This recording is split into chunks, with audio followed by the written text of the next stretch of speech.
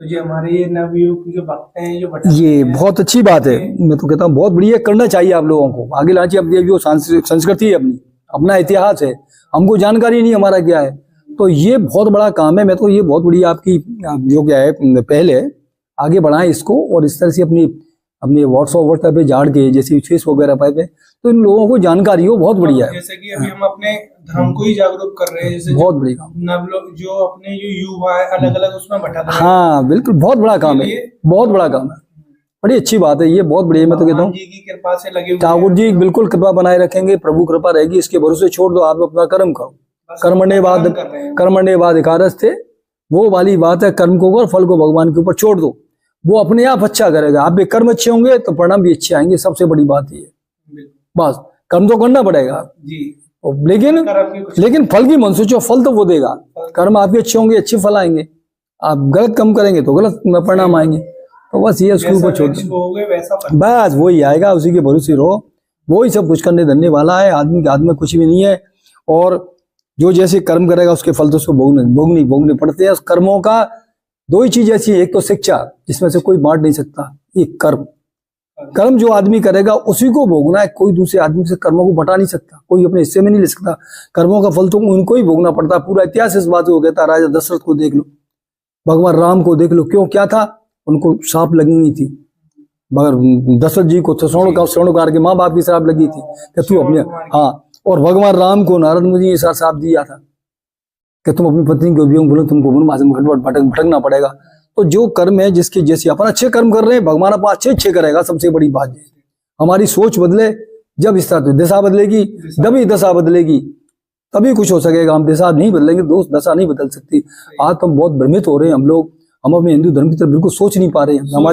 हम अब इतना ज्यादा विकृत हो गई है मानसिकता, जिसका कोई जवाब ही नहीं है, और दिनों दिन हमारी स्थिति खराब होती चली जा रही है। इसका कारण ये है कि हम लोग जागरूक नहीं हो पा रहे।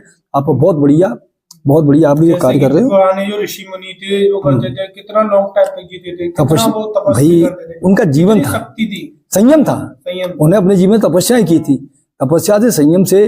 आप ये अब ये योग क्रिया की बात करते हैं, बाबा रामदेव ने काफी प्रयास किया।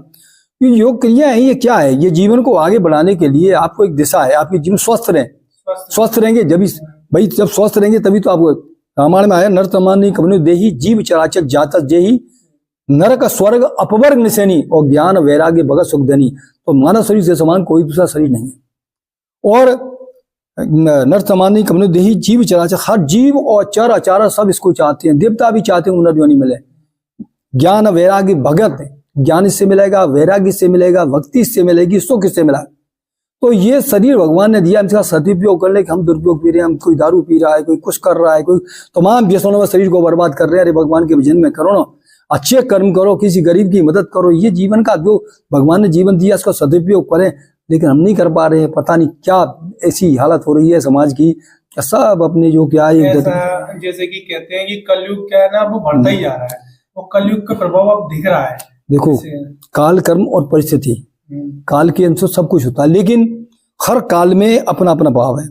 चाहे त्रेता हो, चाहे द्वापर हो, चाहे कलयुग हो, चाहे सतयुग हो। सतयुग में भी एक बहुत अंश में कलयुग मौजूद था, ठीक है। द्वापर में आए, वहां भी सब क्रियाएं मौजूद थी, लेकिन वो बहुत कम अंश में थी। त्रेता में आई, वहां भी मौजूद था, और कलयुग तो अपना पूरा कलयुग है ही।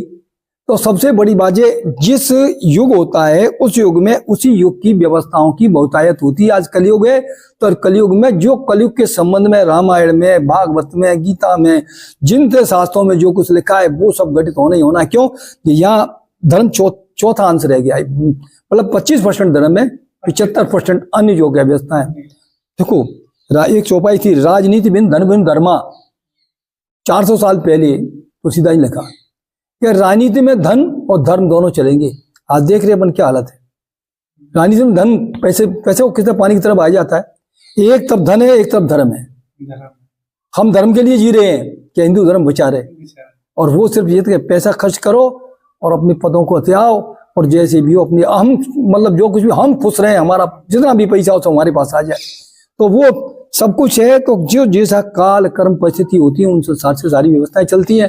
आज ऐसा काल है, ऐसा वैसे ही कर्म हो रहे हैं और वैसी परिस्थितियां बन जा रही हैं। ये सबसे बड़ा कारण है। और जब तक हम युवा वर्ग हमारा जागरूक नहीं होगा, हमारे देश का उत्थान नहीं हो सकता। नहीं हो सकता। सबसे बड़ी बात ये है। सबसे बड़ी बात है।